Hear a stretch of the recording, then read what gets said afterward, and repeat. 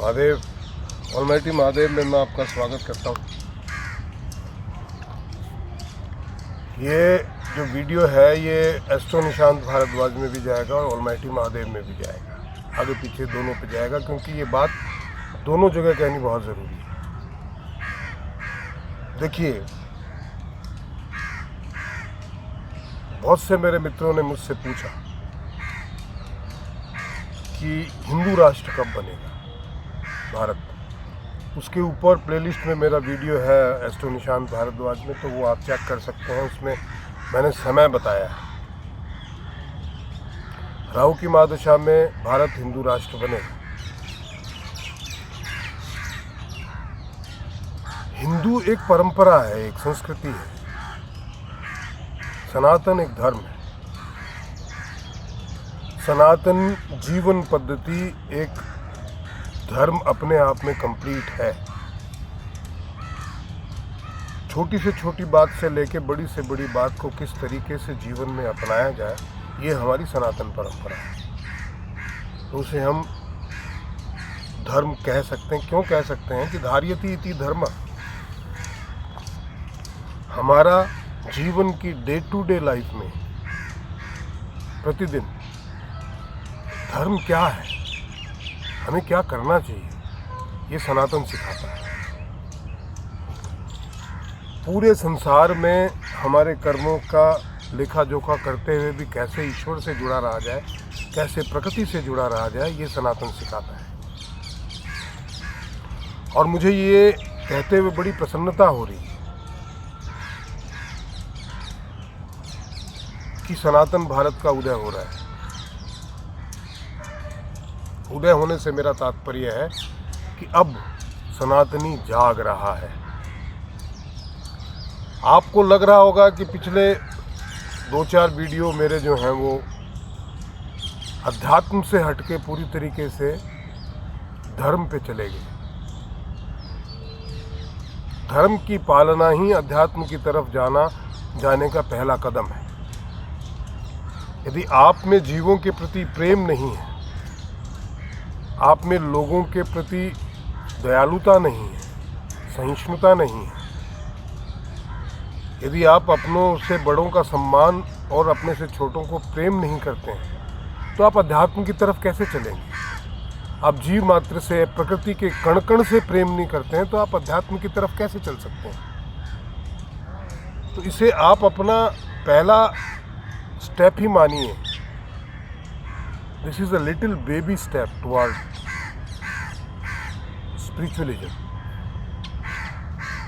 कुछ मेरे मित्र कहते हैं कि हमें हिंदी नहीं आती है। हम आपका चैनल फिर भी देख के समझने का प्रयत्न करते हैं, क्योंकि आपके चैनल में सबटाइटल तो होते नहीं हैं। तो आप बीच बीच में कुछ शब्द, स्पेशली जो आंकड़े होते हैं, वो तो अंग्रेजी में बोल दिया करें, रिपीट कर दिया करें, कोई बात नहीं। तो मैं प्रयास कर रहा हूँ कि ऐसा कुछ कर पाऊँ। जब फ्लो में आदमी बोलता है ना, तो उसकी अपनी भाषा ही निकलती है भाई। अंग्रेजी हमारी भाषा है नहीं, इसलिए फ्लो में बोलते वक्त उसके शब्द आते नहीं अचानक। खैर, बात हम कर रहे थे सनातन भारत की। राहु की महादशा में 2032 से राहु की महादशा शुरू होगी। 2029 से उसका संधिकाल शुरू होगा।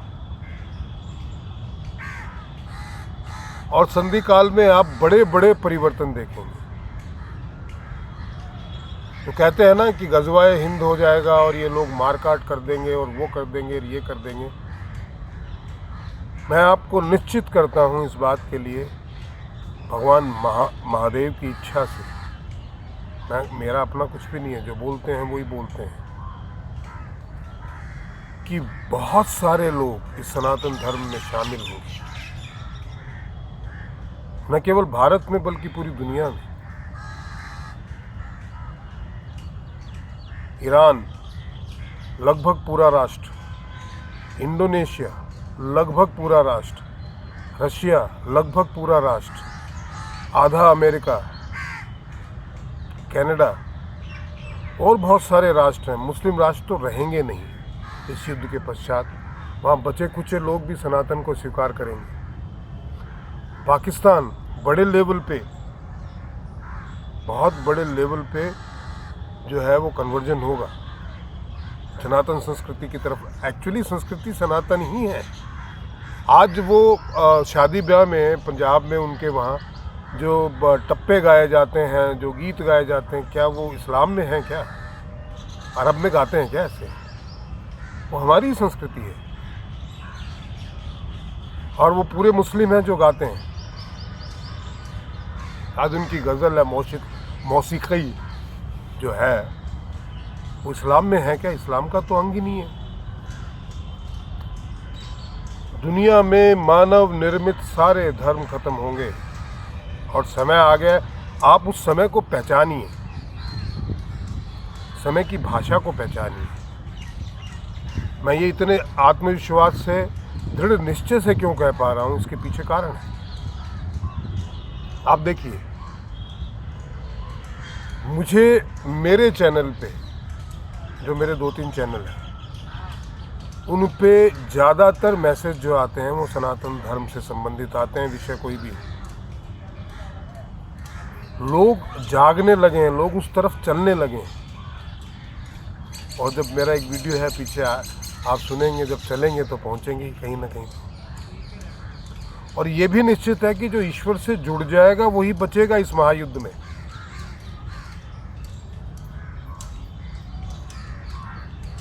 ये निश्चित है। दुनिया के जितने भी भविष्यवक्ता हुए हैं, जो प्रचंड विद्वान हुए हैं, प्रकांड हुए, साइंटिस्ट हुए, उन्होंने अपने विजन में, अपनी आत्मज्ञान से, अपने ईश्वरीय ज्ञान से ये भविष्यवाणी मेरे से पहले भी की है कि सनातन धर्म पूरी दुनिया में फैलेगा। चाहे भविष्य मालिका हो, चाहे भविष्य पुराण हो, चाहे नेस्टरडेमस हो, चाहे बाबा वेंगा हो, चाहे और हो, चाहे आइंस्टाइन हो, या और भी भविष्यवक्ता जो हुए हैं, उन्होंने ये निश्चित रूप से कहा है कि सनातन पूरी दुनिया में फैलेगा। सनातन एक जीवन पद्धति है। आपके घर में जो सब्जी बनती है वो आयुर्वेद के हिसाब से बनती है। ये हमारी सनातन पद्धति का हिस्सा है। मृत्यु के पश्चात भी अपने पितरों को किस तरीके से भोग दिया जाता है, ये भी परंपरा है। जीते जी तो है ही है। तो इतनी विशाल और इतनी साइंटिफिक पद्धति है सनातन पद्धति।